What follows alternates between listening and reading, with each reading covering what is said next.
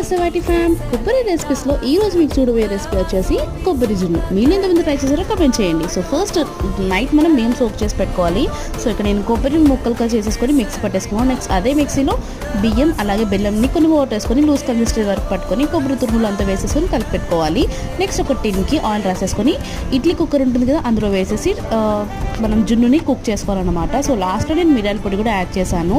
So జున్ను అంటే మిరియాల పొడి యాడ్ చేశారు కదా, సో అందుకే యాడ్ చేసేసాను. జున్ను అయితే మనకు హాఫ్ అన్ అవర్కి పైగే పట్టింది నాకైతే కుక్ అవ్వడానికి, కానీ మధ్యలో కొంచెం పచ్చి పచ్చిగానే అనిపించింది.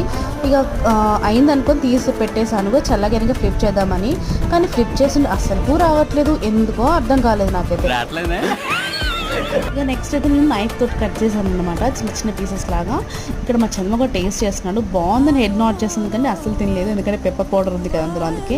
ఇక నెక్స్ట్ ఇక మేము కూడా టేస్ట్ చేస్తాం. టేస్ట్ అయితే చాలా బాగుంది. కమెంట్స్ మీరు కూడా ట్రై చేయండి. ఈ వీడియోస్ లైక్ అండ్ సబ్స్క్రైబ్ చేయండి. Thanks for watching. By by.